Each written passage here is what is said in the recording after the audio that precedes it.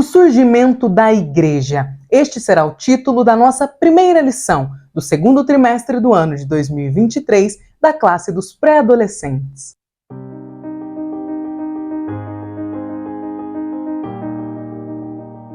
A paz do Senhor, querido aluno e professor da Escola Bíblica Dominical. Eu sou a irmã Damaris, sou professora da IBD, na congregação em que sirvo ao Senhor aqui na Assembleia de Deus em Curitiba. E hoje eu estou aqui para que nós possamos iniciar juntos uma meditação na revista da classe dos pré-adolescentes, cujo tema neste segundo trimestre será Igreja, um lugar de comunhão. Esta é a primeira aula que eu estou gravando para a classe dos pré-adolescentes e eu estou muito feliz de estar iniciando esta jornada de gravar aulas para esta classe. É uma faixa etária que carece muito das nossas atenções na igreja, porque nós sabemos que existem algumas pesquisas que nos dizem que a faixa, o período de idade que nós podemos evangelizar os nossos filhos dentro da igreja é dos 4 aos 14 anos de idade, e que depois desta faixa etária fica mais difícil de alcançarmos o coração deles. Então eu tenho um enorme carinho por esta faixa etária e estou muito feliz de estar aqui iniciando estas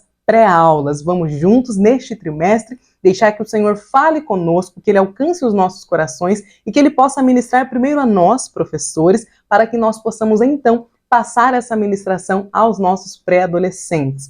Bom, se você está chegando aqui hoje pela primeira vez, não me conhece, não sabe quem eu sou a Damaris, sou professora na vida secular, né? Já venho de um longo período dando aula na sala de aula, né? Na vida secular como professora mesmo, mas depois que eu tive a minha filha, no período de pandemia, eu vim ficar com ela em casa e comecei a gravar essas aulas para o YouTube, porque eu venho dando aulas na Escola Bíblica Dominical desde que eu tinha 14 anos de idade, então faz mais de 10 anos já, e eu fico muito feliz de poder estar aqui. Então, seja muito bem-vindo a este canal. Se você não é inscrito, eu te convido a se inscrever. Aqui você encontrará pré-aulas das classes pré-adolescentes, adolescentes, juvenis, jovens e adultos. Então, nós temos de terça-feira até o sábado, aulas inéditas todos os dias a partir das 8 horas da noite.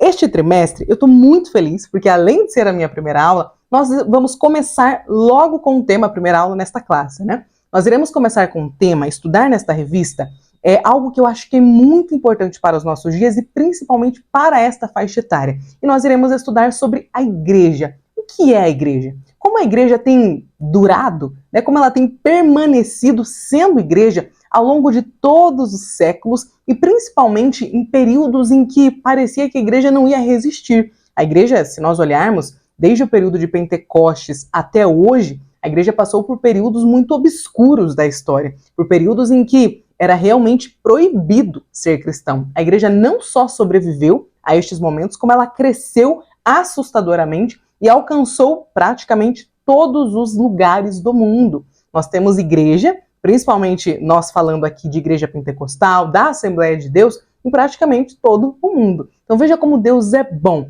Mas nós iremos estudar não apenas a nossa igreja, a formação da Igreja Assembleia de Deus, do movimento pentecostal, mas nós falaremos principalmente do que é a igreja, a eclesia que Jesus fundou quando ele esteve aqui na terra.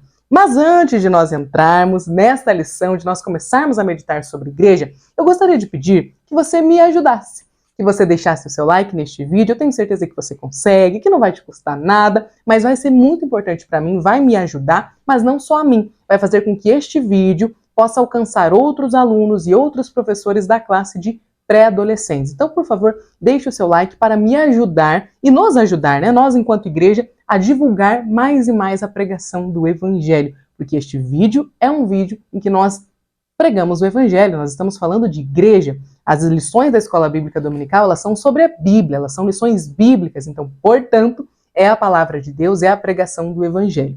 Você também pode se inscrever neste canal, seja muito bem-vindo se você ainda não me conhecia, se você não era inscrito, muito obrigado por estar aqui. E se você quiser, você pode deixar um comentário, eu leio todos os comentários. Ultimamente tem sido difícil responder um por um, mas eu leio todos e quando há uma pergunta de vocês, eu paro e respondo a pergunta. Mas cada um dos comentários me ajuda muito e eu fico muito feliz de respondê-los, porque desta forma eu consigo conhecer mais vocês. Então você pode deixar aqui embaixo, se você é aluno ou se você é professor da classe de pré-adolescentes, qual é a sua igreja, qual é o seu pastor. Eu vou ficar muito feliz de saber onde este vídeo está chegando. Dito isto, vamos começar a pensar na nossa lição, então. Esta revista a faixa etária, né, que ela atinge, que ela alcança, é de 11 e 12 anos. Então nós estamos ali recebendo os adolescentes que vêm, pré-adolescentes, na verdade, né, que estão vindo desta faixa de criança, quase pré-adolescentes. Hoje a ciência chega a definir que uma criança, a partir dos seus 9 anos, dependendo de em qual local ela está inserida, ela já pode começar a ser considerada um pré-adolescente. Então, provavelmente, aos 11 anos de idade, todos que nós tivermos na nossa classe realmente serão pré-adolescentes, estarão vivendo aqueles momentos de conflitos existenciais, afinal, eles estão deixando de ser crianças e passando a ser pré-adolescente, daqui a pouco adolescente. Eu não posso mais algumas coisas que as crianças podem, mas também não posso algumas coisas que só os adultos podem. Então, é um momento da vida de bastante transição, mas é um momento como todos os outros da nossa vida em que nós precisamos mais ainda de mergulharmos na palavra, ainda mais no mundo em que nós vivemos, que é extremamente materialista, extremamente humanista e nunca foi tão secularista. Nós nunca precisamos tanto trazer de volta as pessoas à palavra de Deus, a um momento de reflexão, de profundidade bíblica, porque nós vivemos em um mundo que decidiu fechar os ouvidos, fechar os olhos para não ouvir a palavra de Deus, para deixar-se levar apenas pela sua carne, pelo que deseja. Quem de nós nunca ouvimos aquela frase, siga o seu coração, tudo que você precisa para resolver os seus problemas está dentro de você? Quem de nós nunca ouvimos aquela famosa frase, faça o que te faz bem, encontre-se em você? Veja que todas essas frases que parecem bonitinhas para colocarmos em capa de caderno, para postarmos lá no Instagram, postarmos, quando eu digo os nossos pré-adolescentes, elas possuem um fundo de verdade que não é cristão, que não é bíblico. Então nós temos aí, nós professores, o desafio de alcançarmos os nossos pré-adolescentes. Por isso eu convido você, professor, para iniciarmos este trimestre debaixo de oração. Ore ao Senhor pedindo que Ele te ajude na interpretação da revista. Meu conselho, sempre que nós recebemos uma nova revista, é fazer a leitura de toda ela, porque só assim você conseguirá entender o que você vai ministrar, sobre o que é que nós realmente falaremos ao longo de todas essas 13 aulas. Então meu convite a você é, ore ao Senhor, faça a leitura de toda a lição e peça ao Espírito Santo direcionamento a respeito do que você vai falar, de como você vai falar, direcionamento de qual a melhor dinâmica a se fazer com seus pré-adolescentes, para que na sua classe eles possam receber a palavra e que no coração deles ela caia, não num terreno ai gente, eu ia falar agora a palavra errada, mas num terreno mais difícil, num terreno com pedras. Fugiu completamente a palavra, eu vou deixar escrito aqui, mas que o coração deles, que a palavra de Deus possa cair em uma boa terra, uma terra fértil, que a palavra que nós passarmos a eles ao longo destas 13 aulas possa ser uma ministração que chegue a um terreno fértil. E nós sabemos que para que um coração seja fértil,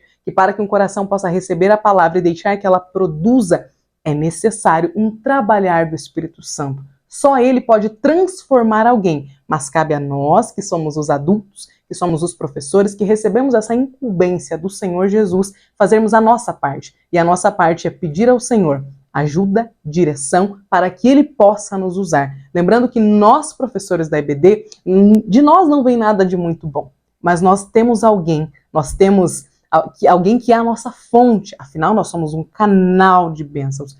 Passa por nós as bênçãos que nós recebemos da nossa fonte, que é Cristo, que é o Senhor. Então, professor, deixa que o Espírito Santo te use, te faça um canal de bênçãos, um canal de ensinamentos para os seus adolescentes. Assim, você estará ajudando o Espírito Santo no processo de tornar o coração deles uma terra fértil, para que essas lições possam cair no coração deles e deixar que elas produzam, que elas façam com que árvores gigantes, bem fundamentadas, cresçam no coração destes adolescentes, para que a palavra de Deus possa transformá-los de dentro para fora. Amém? Vamos então iniciar a nossa lição, a meditação. Eu vou fazer aqui a leitura do título das nossas 13 aulas, para que nós possamos entender onde nós começaremos e onde nós terminaremos, qual será o nosso ponto de partida. A primeira lição tem o título O Surgimento da Igreja. A segunda, Igreja, uma família espiritual. A terceira, quem são os membros da igreja? Na quarta lição, nós estudaremos sobre o culto a Deus. Na quinta, sobre as ordenanças para a igreja. Na sexta aula, sobre o pastor e seu rebanho. Na sétima, a igreja e o templo. Na oitava, a disciplina na igreja. Na nona aula, o Espírito Santo e a igreja. Na 10ª, o governo da igreja. Na 11ª aula, igreja, a coluna e firmeza da verdade. Na 12ª aula, a missão da igreja. E, por último, estudaremos a respeito do futuro da igreja. Então, nós iniciaremos meditando, entendendo qual foi o surgimento da igreja, onde ela começa, qual é o seu início, qual é a base, a origem da igreja. E nós encerraremos essas meditações lá na 13ª aula, aprendendo, entendendo sobre qual será o futuro da igreja. Dito isto, acho que fica claro, que dá para nós entendermos um pouquinho qual será o nosso ponto de partida e onde é que nós chegaremos. Então, nós passaremos aí ao longo deste trimestre pelas lições que vão nos explicar qual é a origem da igreja, qual o motivo da igreja existir, de que forma nós podemos lidar com a vida terrena e a igreja. Então, como eu posso lidar com o que acontece no mundo e de que forma isso afeta a igreja. Então, nós teremos aí 13 aulas, todo um trimestre, para abordarmos com os nossos adolescentes o que é a igreja. Afinal, todos nós fazemos parte da igreja, mas o que é a igreja? Esta será a principal lição respondida nesta primeira lição, eu falei? Esta será a principal questão respondida nesta nossa primeira aula. Então, a nossa primeira aula está planejada para ser ministrada no dia 2 de abril, no primeiro domingo do mês 4, e nós falaremos sobre o surgimento da igreja. A nossa lição possui os seus versículos chaves, os seus versículos de aprofundamento, em Efésios capítulo 3, versículos 8 ao 13. Então, são 5 versículos. E nós também temos aqui o que a Bíblia diz, que está lá em Mateus, que pode ser considerado um versículo-chave, e temos a leitura devocional. Eu vou apresentando um pouquinho da lição conforme nós formos passando para ela, mas eu já preciso adiantar aos irmãos, aos professores que aqui estão, que esta é uma lição lindíssima. Eu realmente achei que a nossa CPAD, a nossa casa publicadora da nossa igreja, das Assembleias de Deus no Brasil, ela trouxe uma lição que eu acho que vai auxiliar muito os nossos adolescentes no entendimento do que nós estamos querendo passar. Então, conforme nós formos chegando nos tópicos, eu vou mostrando ela aos irmãos, mas eu já preciso dizer que eu fiquei encantada. Eu não conhecia esta lição e eu realmente estou apaixonada por ela. Acho que se eu tivesse 11 anos de idade, eu gostaria muito de ter esta lição para estudar a palavra de Deus, porque eu acho que ela está bastante chamativa. Acho que ela consegue alcançar o coração dos nossos adolescentes. Desculpa, irmãos, ainda vou acostumando o coração dos nossos pré-adolescentes. Então, nós temos aqui a leitura devocional. A leitura devocional, ela começa na segunda e termina no sábado. Cabe a nós, que somos os professores desta classe, lembrarmos os nossos pré-adolescentes de fazer a leitura. Eu acho que quanto mais expectativa nós criarmos para a aula, melhor é. Nós sabemos que nós estamos competindo, pela atenção dos nossos pré-adolescentes com o celular, com o Instagram, com o TikTok, com o próprio YouTube. Nós estamos competindo a atenção deles enquanto eles têm na televisão Netflix, HBO, Amazon Prime. Assim, o que não falta para eles são atrativos, são entretenimentos. Então, nós, professores da EBD, que vamos lecionar só lá no domingo, 1h30, no máximo 2 horas para eles, precisamos encontrar uma forma de cativar a atenção deles, de deixar aquela perguntinha, aquela pulguinha atrás da orelha ao longo da semana. Então, eu acho que nós podemos pensar em uma forma, em uma estratégia, para que eles possam receber de nós, talvez mensagens no WhatsApp, talvez alguma lembrança lá no Instagram, se todos te seguem, você conseguir mandar para eles uma mensagem, talvez montar um grupo no WhatsApp ou no Telegram, para que todos possam receber de você uma lembrança. Olha, domingo tem aula, domingo tem aula. Porque eu acho que se nós só encontrarmos os nossos pré-adolescentes na igreja no domingo, fica meio vazio, porque, como eu falei, eles têm o celular na mão 24 horas por dia, tem várias plataformas de streaming, mais os jogos de videogame, então tem muita coisa acontecendo na vida deles ao longo da semana e vale a pena nós colocarmos aquela setinha, aquela pontadinha de EBD ao longo da semana para que eles possam pensar no que é que nós vamos trabalhar. Talvez os nossos pré-adolescentes só sejam expostos à palavra de Deus de forma mais profunda no domingo pela manhã. Então, cabe a nós pedirmos ao Espírito Santo estratégias para que nós possamos aplicar na classe dos pré-adolescentes, para que as nossas aulas possam ser o mais eficaz, sabe?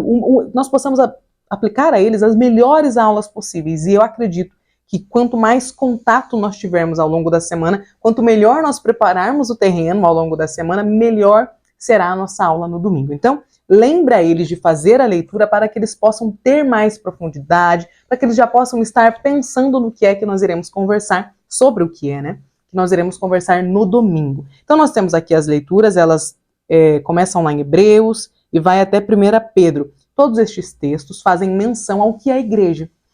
Na lição de hoje, nós leremos, como eu falei, Efésios. Então nós temos aqui Efésios, capítulo 3, leremos do versículo 8 ao versículo 13.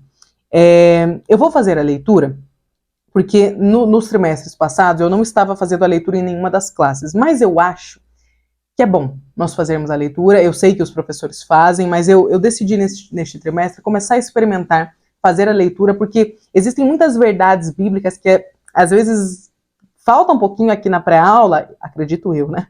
Por conta da falta desta leitura. Então eu vou tirar aqui uns minutinhos, fazer essa leitura, eu vou deixar passando aqui na tela, porque talvez você esteja vendo esta aula fora de casa, no momento que você não está com a Bíblia, então eu vou deixar passando os versículos aqui na tela, para que fique mais fácil para os irmãos acompanharem a leitura, beleza? Então vamos começar.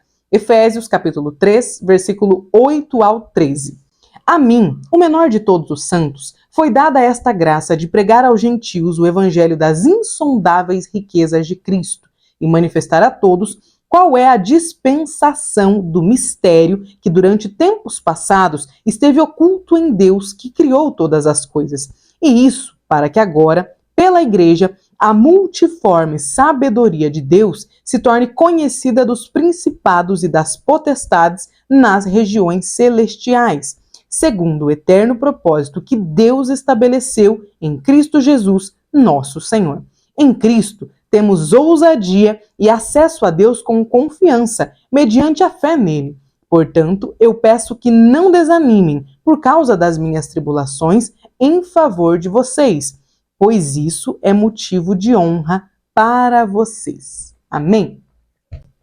Esta leitura, ela tem o objetivo de fazer com que nós saibamos sobre o que é que nós vamos falar, que nós tenhamos uma profundidade bíblica a respeito da meditação que nós teremos. Então ela é uma leitura fundamental. Você pode convidar os seus adolescentes, os seus pré-adolescentes, desculpa, para ler juntamente com você. Então, você, professor, pode ler o primeiro versículo, pedir que eles leiam os próximos, ou você pode ler um sim, um não, dependendo de como for aí o relacionamento que você já tiver com eles. E se eles são adolescentes, pré-adolescentes, ai, gente, vou conseguir.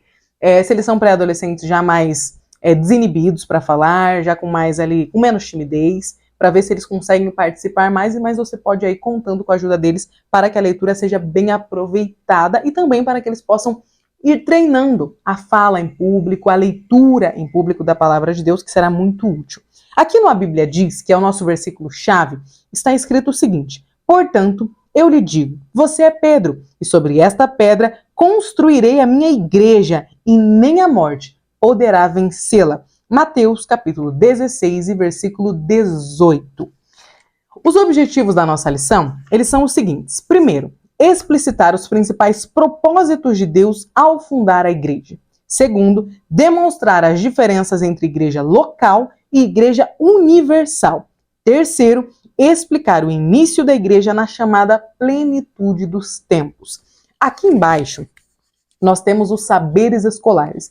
Estes saberes escolares, eles são muito úteis para que nós, professores, possamos preparar uma aula e caminhar pela nossa aula pensando nestes 6 aprendizados que os nossos alunos devem ser capazes, né, de possuir ao final da nossa aula. Então, às vezes, nós ficamos meio perdidos sobre como eu vou falar, o que é que eu posso falar, porque, né, a lição tem vários tópicos. Irmã, o que é que, afinal, que eu devo falar?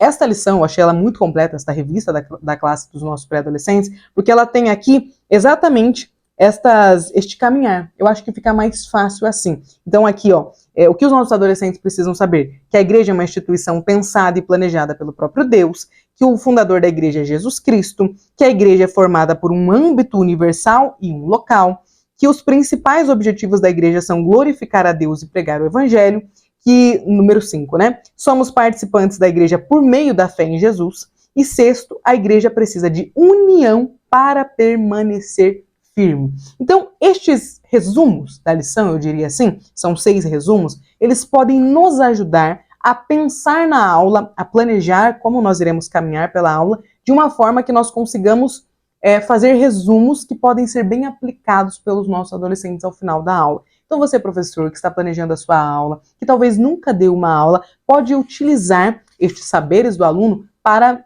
se planejar melhor. Eu acredito que assim fica mais fácil pensar a nossa aula em formatos de resumo. Porque às vezes nós falamos, mas assim, o que podemos resumir desta aula? Estes saberes escolares podem nos ajudar bastante nesta preparação. Vamos aqui agora para o Conhecendo Mais de Deus. É como se fosse a introdução da nossa lição e olha só o que ela nos diz.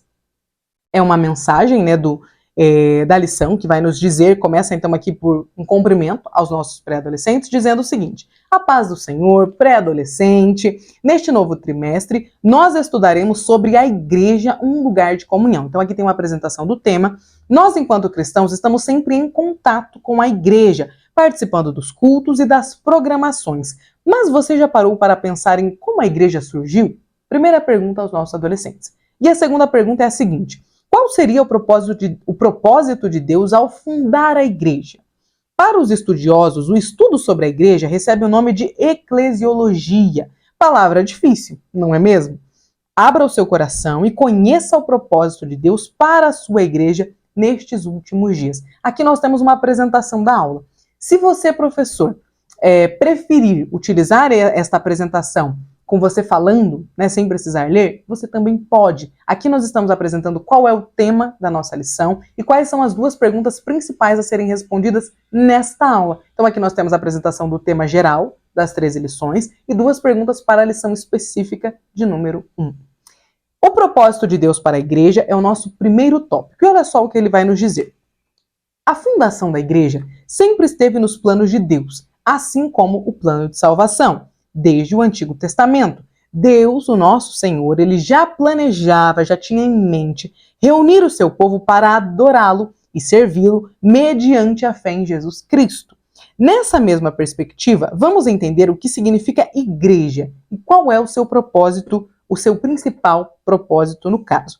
Aqui no primeiro subtópico, né, na letra a fundação da igreja. A palavra igreja, né, de onde surgiu essa palavra? O que significa igreja? Bom, ela vem do grego, é um termo que foi utilizado lá na fundação da igreja, que se chama, né, eclesia. O significado dessa palavra grega é chamados para fora. Mas chamados para fora de onde?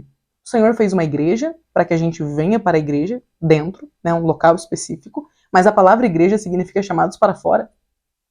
Parece uma incongruência, mas veja só que a lição ela nos explica que isso, os chamados para fora, significa que nós, cristãos, que nós que fazemos parte da igreja, somos chamados para fora deste mundo e de seus padrões para pertencermos a Jesus e ao seu reino. Portanto, o termo eclesia, do grego, que significa igreja, cujo significado, né, é chamados para fora, lá no grego, ele tem o objetivo de nos fazer lembrar, de nos fazer pensar que quando a igreja surgiu, o nome utilizado para ela, o nome que ela recebeu, carregava nele o seu principal propósito. Às vezes nós olhamos para algumas palavras, quando a gente vai estudar a palavra de Deus, ou quando nós ouvimos a exposição de um bom estudo bíblico, às vezes os nossos pastores, os nossos professores, teólogos, nos trazem termos do grego, do hebraico, às vezes do aramaico, e nós ficamos pensando, poxa, para que falar isso? Às vezes a gente até acha que o pastor está querendo se metidar, que ele sabe grego, que ele sabe hebraico, né? Mas não é isso. Irmãos, como nós estamos pensando na palavra de Deus em português como praticamente uma quarta tradução, porque nós temos o original bíblico, depois a palavra de Deus foi traduzida para o inglês e depois chegou, terceira tradução na verdade, né? E depois veio para o português. Então nós precisamos pensar que a Bíblia não foi escrita em português. Então quando nós olhamos para a palavra igreja, o que significa igreja? Quando você ouve a palavra igreja, o que vem no seu imaginário? Pergunta para o seu pré-adolescente. Quando ele ouve a palavra igreja, o que vem à mente dele? Provavelmente, quando ele ouve a palavra igreja, ele pensa, vem à mente dele, ao imaginário, o templo que ele frequenta. A igreja onde ele vai todos os dias, ou pelo menos todas as semanas. Isso significa que é necessário, sim, pesquisar a origem da palavra, o termo, de onde ele se originou. Ele tem essa origem. Qual era o significado quando ele se originou? O significado era esse. Porque o propósito, muitas vezes, está embutido no significado que a palavra possui. O próprio termo igreja vem do grego, que significa, lá no grego, né, a palavra igreja é eclesia. E o significado é chamados para fora. Então aqui nós entendemos que o que é a igreja? É a união de pessoas que aceitam a Jesus e que decidem se comportar ali, né, estarem unidas em um comportamento que não condiz com o padrão da sociedade. Portanto, estes chamados para fora significa que as pessoas, que os irmãos em Cristo, que fazem parte da Igreja de Deus, são pessoas que não se deixam moldar pelos padrões do mundo. Eles são chamados para fora dos padrões deste mundo. Eles se moldam aos padrões do mundo que não é este, que é o mundo celestial, que é o mundo espiritual. Então, de onde vêm os nossos princípios, os nossos valores, o nosso molde enquanto cristão? De Deus. Deus não está, fisicamente falando, neste mundo dominado pelo secularismo, pelo materialismo, dominado pelo Deus deste século, Deus com letra minúscula. Então, igreja é um lugar onde nós nos reunimos para adorar a Deus, mas as pessoas que se reúnem ali, elas possuem um princípio, elas possuem um denominador comum, algo que classifica todas elas. Este algo é essas pessoas que estão ali, que se reúnem na igreja, que se reúnem naquele lugar para adorar a Deus, elas possuem um comportamento, uma forma de viver que não é deste mundo, porque elas foram chamadas por Deus para fora, literalmente, para não viver como o mundo vive, e sim para se deixar moldar pelos padrões divinos. Deu para entender? Portanto, quando nós pesquisamos um termo lá no original, não significa que nós estamos querendo ser metidos, nariz empinados. Significa que nós estamos pesquisando na fonte a origem, para que nós possamos ter um melhor entendimento. Amém? Vamos continuar aqui então, entendendo que a igreja é a reunião dos crentes em Jesus, unidos com os objetivos de servir a Deus, glorificar o seu nome e pregar o evangelho por toda a terra, conforme está escrito lá em Marcos e também em Atos. Quando nós recebemos Jesus em nosso coração, quando nós aceitamos a Jesus, quando nós nascemos de novo, nós passamos a ser participantes desta imensa família chamada igreja. É nesta reunião com os nossos irmãos nos cultos que nós aprendemos mais sobre o Senhor e sua palavra. Desde então, nós o servimos em comunhão e passamos a ser instrumentos para o crescimento uns dos outros. Nós estamos chegando nesta lição, para esta revista, num período pós-pandêmico, pós-pandemia. E na pandemia, alguns termos se proliferaram, principalmente no nosso meio cristão. Alguns novos comportamentos que levariam ainda alguns anos para ser introduzidos na igreja brasileira foram introduzidos às pressas num período de pandemia, num período, né, que foge um pouquinho da normalidade.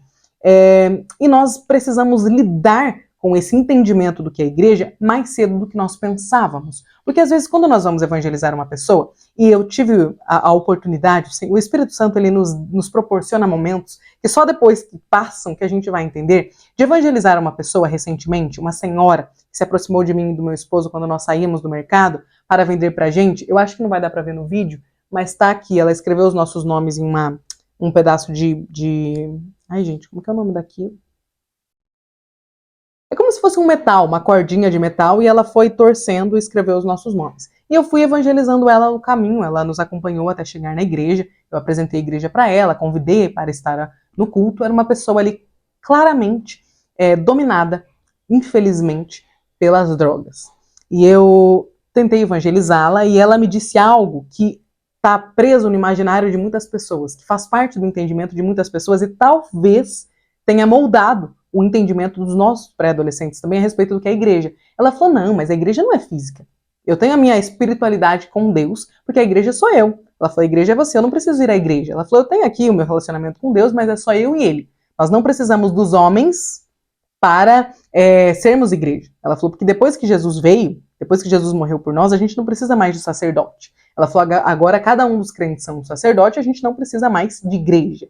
Este é um pensamento que esta senhora me expôs enquanto eu evangelizava ela, que é muito comum no nosso meio e que depois da pandemia se acentuou. Porque muitas pessoas tendem a pensar que a igreja sou eu, portanto, se a igreja sou eu posso ser igreja sozinho na minha casa. Eu não preciso me deslocar da minha casa, me arrumar, chegar mais cedo, ter que lidar com os irmãozinhos, estacionar o carro, sendo que eu posso fazer isso de uma live. Eu ligo aqui o celular e enquanto eu estou aqui no domingo, naquela correria, né, pensando ali que eu tenho que fazer, na janta, isso para as pessoas mais velhas, né? Agora para o nosso pré-adolescente, então nem se fale. Ele pode ficar jogando em uma tela e ligar o culto na live, no celular aqui do lado, ou ele pode estar usando o celular e ligar o culto aqui no tablet e deixar o culto rolando enquanto ele faz outra coisa. Então veja que a pandemia nos trouxe, acelerou esta modificação de um culto no metaverso, por exemplo, e nós precisamos começar a pensar, voltar, né, a pensar no que é a igreja. Por isso esta aula ela vem tão a calhar, ela vem exatamente ao encontro da necessidade que nós precisamos no momento. O que é igreja? Igreja, eu posso ser igreja sozinho? Eu posso ser igreja lá em casa? Eu posso ser um desigrejado? Posso assistir o culto por live? Afinal, e aí?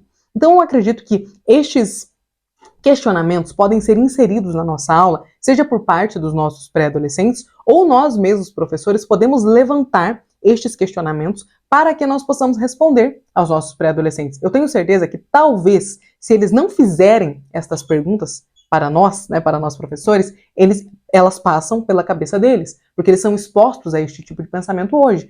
Por exemplo, na internet, eu estava recebendo esses dias, conversando com uma adolescente, e ela me mandou alguns prints de uma influencer que se diz cristã, mas que não vai à igreja, que diz que está tudo bem, que ela já é cercada por pessoas que são da igreja, que ela não precisa ir à igreja, porque a comunhão é ela sozinha. E ela me mandou aquelas mensagens perguntando o que eu achava, os stories, né, os prints dos stories, e eu pensando justamente, né, na lição que ia dar, falando, olha aí, o Espírito Santo nos dando a oportunidade de entender que realmente, professores, nós estamos vivendo em um período em que se questiona o motivo de sair de casa para ir à igreja. Afinal, eu posso ser igreja sozinho ou eu posso assistir a live. O culto pela live, o culto lá na igreja, uma coisa só. Olha com o que nós temos que lidar enquanto o Senhor fala conosco ao longo deste trimestre. Então vale a pena aqui este finalzinho, né, que falou que é a nossa reunião com os nossos irmãos, é onde nós aprendemos, é onde nós temos comunhão, é onde o Espírito Santo, ali no partir do pão, no dia a dia, trabalha em nós. Às vezes nós somos exortados pelo comportamento de um outro irmão. Às vezes o Senhor permite que nós frutifiquemos o fruto do Espírito em nós através de algo que os nossos irmãos nos fazem. E que se não fosse a comunhão, que se não fosse o partir do pão, nós não seríamos expostos àquelas dificuldades. Por exemplo, nós professores, que já somos mais velhos, sabemos, por exemplo, que o casamento, a maternidade, a paternidade, são meios de santificação que o Senhor dá para nós, porque eles realmente nos dão uma chacoalhada para que nós consigamos alcançar o céu, para que nós tenhamos a oportunidade de deixar que o Espírito Santo se manifeste em nós, para deixar que o fruto do Espírito seja produzido em nós. Portanto, às vezes é no casamento, é na maternidade que nós precisamos, nós mulheres, paternidade para os irmãos, que nós precisamos ser mais pacientes, meio que à força. Por amor você tem que ser paciente, aí você alonga o seu músculo da paciência. A mesma coisa acontece na igreja. Na igreja eu preciso ter domínio próprio, né, desculpa. Porque às vezes alguém me fala uma coisa e eu preciso morder a língua para não dar resposta, para não ferir o meu irmão. Mesmo que talvez ele tenha me ferido. Porque na igreja eu tenho a oportunidade de deixar que a obra do Espírito Santo na minha vida seja mostrada, seja evidenciada. Esse negócio de ser cristão sozinho não faz muito sentido, porque sozinho eu não preciso frutificar a paciência. Sozinho eu não preciso pensar em domínio próprio, porque eu estou sozinho. Ninguém está me confrontando a nada. Sozinho eu não preciso pensar em misericórdia, porque eu não estou sendo exposto à dificuldade de ninguém. Então, para que pensar na misericórdia, nas práticas de misericórdia, se eu não estou vendo ninguém? Então veja que esta igreja que tem sido pensada, arquitetada pelas pessoas que pensam igreja hoje, mas não só por elas, Satanás está muito feliz com o caminho, com o direcionamento que este pensamento está tomando, ela não é cristã no sentido bíblico da coisa. Porque quando nós pensamos, quando nós olhamos para a palavra de Deus e nós entendemos o que é a eclesia, a igreja, nós descobrimos que a igreja é o lugar onde nós partimos o pão junto, onde nós obtemos comunhão. E através desta comunhão, o Espírito Santo trabalha em todos nós. Amém? Aleluias! Letra B, segundo subtópico, seu alicerce. Sabe por que a igreja, mesmo tendo sido fundada há tantos anos, permanece firme até hoje? Aqui está um dos grandes questionamentos que muitos ateus acabam se fazendo. Afinal, como é que a igreja resiste? Como é que ela dura? Vai, sabe, vem governo, vem perseguição, sai perseguição e a igreja continua. Como? Qual é o motivo pelo qual a igreja parece que não acaba? A lição já nos responde, é por conta do alicerce que a igreja possui. Olha só, ela tem um fundador perfeito. A igreja não acaba, a igreja continua, a igreja resiste, porque o fundador dela, o alicerce dela é Jesus Cristo. Aleluias! É o Senhor quem fundou a igreja. Em um dos seus diálogos, né, com os discípulos, Jesus disse que sobre ele, Cristo, a igreja seria fundada e as portas do inferno jamais a venceriam, porque ele seria o alicerce, o fundamento da igreja, a base sobre a qual ela estaria construída. Então é por isso que a igreja não acaba, é por isso que a igreja sempre resiste, é por isso que a igreja entra pastor e sai pastor, entra líder e sai líder, a igreja continua. Às vezes nós olhamos para um pastor que possui, né, tem um excelente ministério, possui ali uma igreja muito bem fundamentada, nós vemos aquele pastor caminhando naquela igreja há muitos anos, e quando há uma mudança de pastor, muitas pessoas falam, agora acaba. E agora não vai dar. E a igreja continua. Às vezes vem um governo que dá uma prendida ali nas asinhas, né, da igreja, dá uma cortada, fala que não, vamos segurar o horário de cultos, vamos estabelecer um limite, um teto, ainda assim a igreja continua. Às vezes a perseguição vem de forma explícita, como ela existe em vários locais do mundo, nós sabemos que existem aí os países da janela 10 por 40, onde é proibido ter igreja. O evangelho não pode ser pregado. Em alguns países, o nome de Deus não pode ser pronunciado. E o nome que eu estou falando aqui não é o tetragrama, mas sim o nome Deus, Senhor, Jesus, não pode ser pronunciado. Ainda assim, a igreja lá está. Mesmo nos lugares onde o evangelho é mais perseguido, nós temos missionários e nós temos conversão, salvação. Portanto, a igreja não acaba. E não existe forma lógica de pensar no motivo pelo qual ela não acaba, a não ser que nós possamos crer que realmente o alicerce da igreja é Cristo. Só assim nós entendemos o milagre que é a existência da igreja.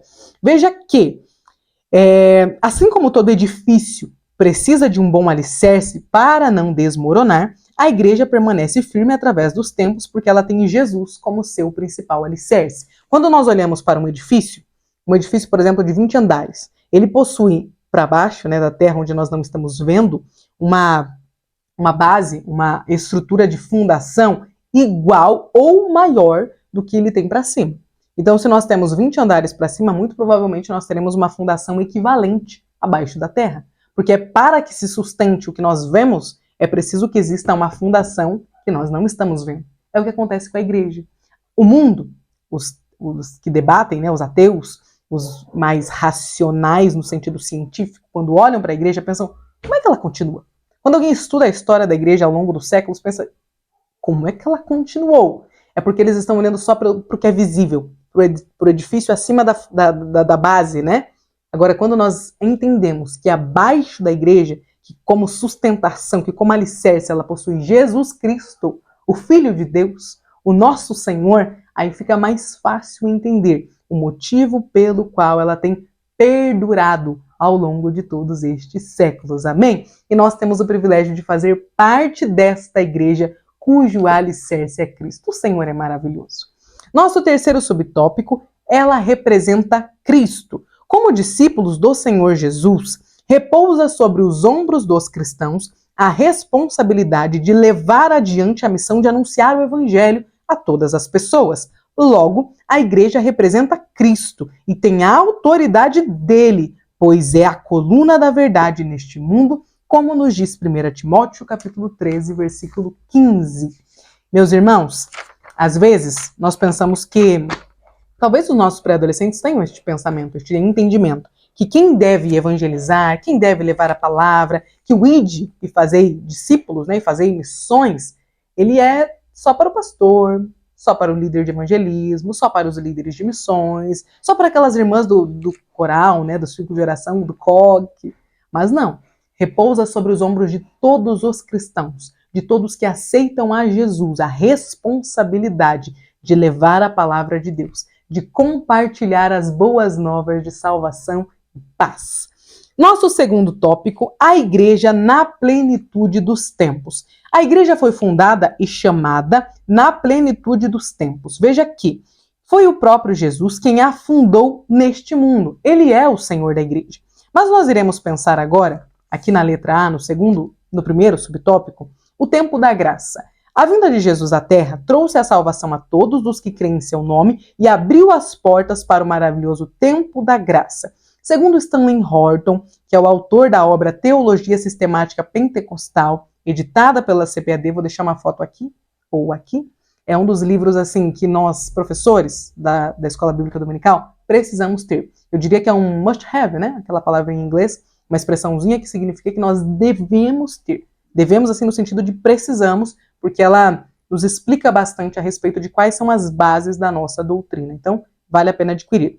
Lá nesta obra, o Stanley Horton vai dizer que o que nós chamamos de plenitude dos tempos significa, tem ali, né, no seu significado, atrás desta palavra, está a seguinte expressão, a seguinte denominação.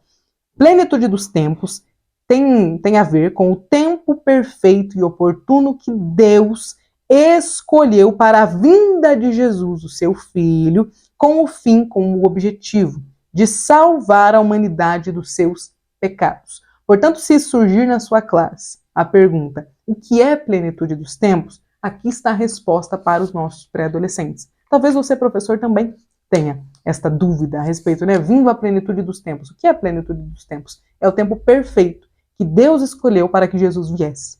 Jesus não veio num período em que o Senhor olhou e falou, vai agora. Não, espera aí um pouquinho. Vamos esperar mais um pouco. Faz quantos anos que eu estou sem falar? Faz quantos anos que não há o profeta? Senhor, já faz 350. Vamos esperar completar 400. Não foi assim que funcionou. O apóstolo Paulo nos diz que o Cordeiro foi morto antes da fundação do mundo. No plano de salvação que o Senhor já tinha pensado, projetado antes da queda da humanidade, antes de Gênesis 3, antes do homem e a mulher escolherem pecar, o Senhor já tinha o plano de salvação já planejado, já detalhado. Jesus já estava morto antes que o mundo fosse criado. Portanto, quando nós pensamos nisso, é válido falar aos nossos pré-adolescentes, ensiná-los de que a plenitude dos tempos, de que o momento em que Jesus veio, era quando ele precisava vir, era quando ele tinha de vir. O Senhor não perdeu tempo, Jesus não veio atrasado e nem adiantado. Ele veio no momento que Deus já tinha planejado para que ele viesse. Portanto, o termo plenitude dos tempos revela literalmente a soberania de Deus em agir quando ele acredita que deve ser o momento de agir. É por isso que às vezes nós falamos que somos nós que precisamos nos adequar a Cristo, porque o tempo dele, o relógio de Deus, ele não é o nosso, ele não é humano. Enquanto nós estamos aqui presos ao Cronos, ao nosso tempo, o Senhor tem um tempo completamente diferente do nosso. O tempo do Senhor está no Kairos. Para ele não há passado e nem futuro, ele vive no presente. A nossa mente nem consegue entender o que é viver só no presente, mas esta é a realidade da vida, do entendimento, da forma de viver que o nosso Senhor possui. Amém? Segundo subtópico, letra B, a igreja no Novo Testamento. Jesus veio ao mundo e iniciou seu ministério pregando o reino de Deus para muitas pessoas. Ele transmitiu seus ensinamentos aos discípulos a fim de que eles pudessem continuar o serviço dele depois que eles se fossem. Assim, com a descida do Espírito Santo sobre os discípulos lá no dia de Pentecostes, inaugurou-se a atividade da igreja na terra. Portanto, vale frisar para os nossos pré-adolescentes que a igreja foi fundada, ela se iniciou no dia de Pentecostes, na descida do Espírito Santo, lá em Atos capítulo 2. Veja que a igreja, então, foi fundada na chamada plenitude dos tempos. A plenitude dos tempos, como nós já falamos, é o momento em que aconteceu, é o momento em que o Senhor determinou como sendo perfeito para a fundação da igreja, mas no momento que nós podemos contar, no Cronos, a fundação da igreja ocorre no dia de Pentecostes. C, terceiro subtópico, veja que a igreja permaneceu. Nós sabemos agora quando foi o tempo da graça em que a igreja foi fundada, quando foi o tempo nosso, humano, em que ela foi fundada, e agora nós vamos entender como foi que ela permaneceu. Então, olha só. O trabalho da igreja, bem como a ação do Espírito Santo sobre os crentes, não cessou com o passar dos anos. Nós, assembleianos, cremos na doutrina de que o Espírito Santo não cessou a sua ação lá na igreja primitiva. Que ele não veio só no dia de Pentecostes e depois nunca mais veio. Nós não somos cessacionistas. Nós acreditamos na ação contínua do Espírito Santo. Nós acreditamos que ele veio no dia de Pentecostes e que ele permaneceu agindo ao longo dos séculos, assim como ele age hoje na nossa igreja. Nós acreditamos, portanto, que o Espírito Santo segue sendo o nosso consolador, assim como o Senhor, né, Jesus, tinha dito antes de subir aos céus, de voltar para os céus, e ele também, como nós temos aqui na lição, ainda hoje continua a batizar os crentes e a conceder dons conforme as necessidades da igreja, segundo o que a própria palavra de Deus nos revela, lá em 1 Coríntios, capítulo 12, versículo 7. Em consequência disso, muitas pessoas aceitam a Cristo diariamente em todo o mundo. Nós acreditamos, inclusive, na ação contínua do Espírito Santo, porque o convencimento ao Espírito Santo, o convencimento a aceitar a Jesus, a aceitar o Senhor, quem faz é o Espírito Santo.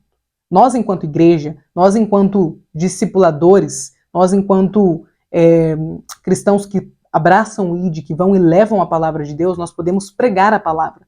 Nós podemos pregar com o nosso exemplo de vida. Nós podemos pregar com os nossos posts nas redes sociais. Afinal, nos dias de hoje, é uma das formas em que nós revelamos ao mundo quem nós somos, a nossa rede social. Portanto, apesar de tudo, apesar de todas as nossas formas de pregação, só quem pode convencer uma vida de que ela é pecadora e de que ela carece de Jesus em sua vida, de uma mudança de vida, de um novo nascimento, é o Espírito Santo. Então é o que nós cremos. Esta é a nossa doutrina, né? A nossa doutrina de fé. O Espírito Santo continua agindo nos dias de hoje. Terceiro tópico, igreja local e igreja universal. Nós vamos fazer agora uma distinção a respeito do que significa estes dois termos. Afinal, o que é igreja local? O que é igreja universal? Vamos entender agora. Aqui na nossa letra A, no nosso primeiro subtópico, vem a primeira resposta: quem é a igreja universal? Nós chamamos de igreja universal o conjunto de todos os crentes em Jesus, de todas as épocas, de todos os lugares, cujos nomes estão escritos no céu. Então, essa igreja ela não pode ser vista ou tocada, porque nós a chamamos também de igreja invisível. Dela fazem parte todos os verdadeiros crentes unidos em Jesus que aguardam a esperança da sua vinda. Esta igreja universal, ela não diz respeito a uma ou outra denominação, uma outra igreja, placa de igreja. Ela também não diz respeito à língua, à cultura ou ao lugar em que a pessoa está inserida, em que ela está inserida. Esta igreja universal, ela corresponde a todos os servos de Deus espalhados sobre a face da terra. É necessário entender bem, explicar bem este conceito aos nossos alunos, porque a igreja universal não é uma denominação nova que surgiu, que nós professores estamos montando aqui na nossa classe de pré-adolescentes. Não. Igreja universal é a igreja de todos os tempos. É a igreja que estará reunida no céu. É a igreja que celebrará as bodas do Cordeiro. É a igreja que, ao ouvir a trombeta, subirá para o céu, para as mansões celestiais. Que igreja é essa? Ela é composta por crentes de todos os tempos. Ela é composta por pessoas de todas as línguas, de todas as raças, de todas as culturas. Portanto, esta é uma igreja que abrange pessoas desde os tempos primórdios até os dias atuais. Esta igreja, ela não é física, ela é chamada também de igreja invisível. Ela não é um povo que se reúne, sei lá, em Jerusalém. Não, não. Esta igreja, ela é a composição de todas as pessoas que aceitaram a Jesus e que aguardam a sua vinda. Seja essas pessoas que já morreram, que estão esperando em Cristo, portanto aguardam a sua vinda para entrarem no céu, ou seja as pessoas que ainda estão vivas, como nós, que continuam aguardando a vinda de Cristo. Esta é a igreja universal. Agora, o que é a igreja local? Vamos fazer esta diferença. Quando nós falamos em igreja local, estamos nos referindo ao grupo de crentes que formam as congregações em várias localidades geográficas. É o lado visível, físico, palpável, tocável da igreja. É o grupo que se reúne regularmente para adorar a Deus, é composta por uma organização inserida num contexto local. Portanto, isso significa que, como cristãos, nós formamos uma só igreja, unidos a todos os cristãos no mundo, independentemente do lugar onde estejamos. Mas também, isso aqui a lição está querendo dizer que nós todos fazemos parte da Igreja Universal. Mas nós também fazemos parte de uma igreja local, a igreja que nós frequentamos lá no nosso bairro, reunidos em um templo, onde nós temos o nosso pastor e participamos de diversas atividades. Aqui está um dos principais motivos, o estabelecimento da diferença de Igreja Universal e Igreja Local. para o qual nós precisamos frequentar uma igreja, uma congregação. É claro que em alguns países onde não há igreja, onde é proibido ter igreja, os nossos irmãos não desfrutam deste privilégio de aprender no partir do pão. Mas nós que podemos nos negarmos mesmo a participar da igreja, a nos reunirmos numa igreja local, chega a ser uma ofensa. As pessoas que não podem, que não conseguem experimentar. Porque estarmos reunidos numa igreja local é literalmente estarmos praticando, estarmos aguardando a Cristo enquanto somos trabalhados, somos melhorados por Ele aqui. Se fosse para nós sermos irmãos sozinhos, se fosse para nós aceitarmos Jesus e o retermos para nós mesmos, nós não precisaríamos continuar aqui depois de aceitarmos a Cristo.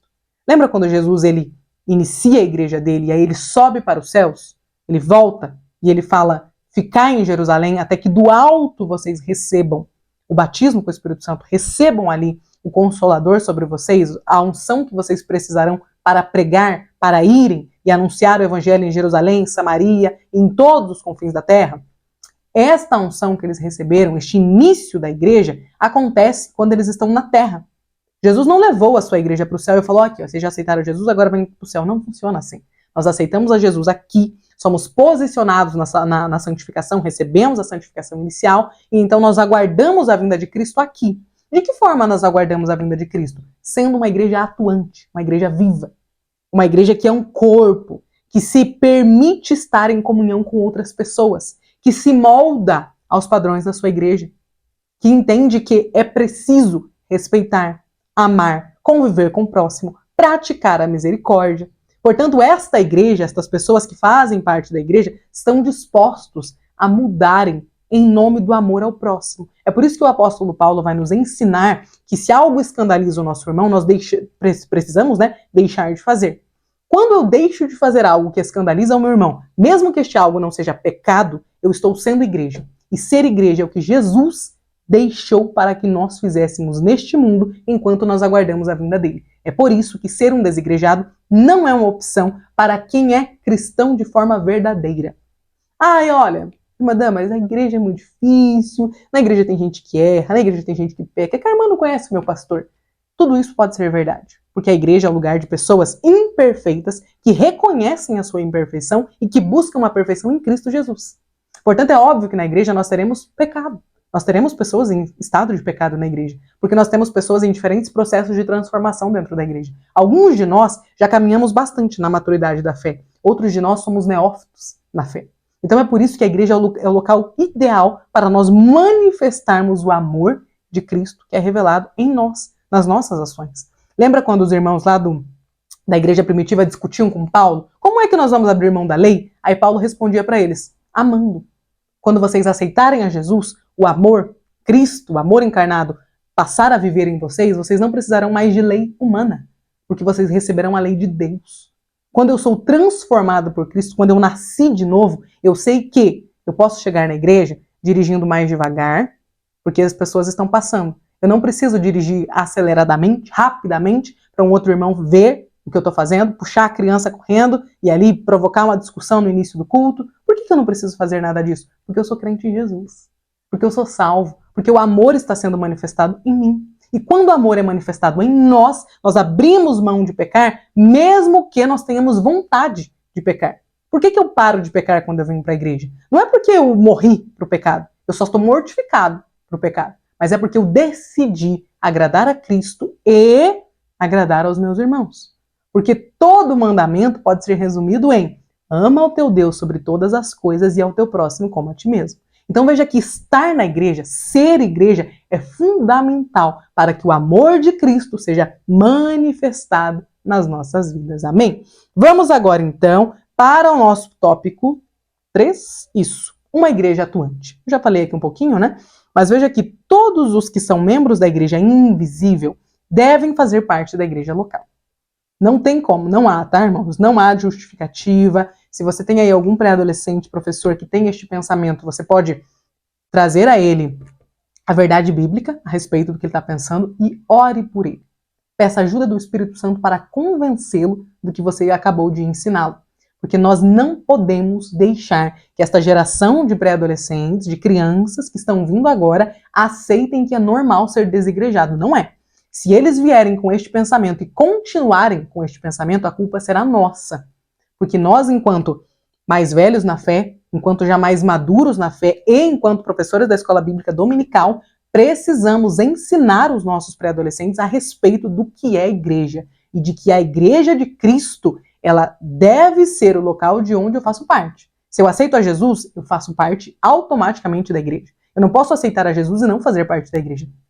Quem sou eu, assim, que preciso ficar aqui dividido? Ai, não, eu já aceitei a Jesus, agora tá tudo bem. Jesus é só pra mim. Madame Aris, eu já aceitei Jesus e eu vou ser crente lá do meu quarto. Não vai. Não vai. Não vai, não vai. Irmãos, é muito mais difícil ser cristão sozinho.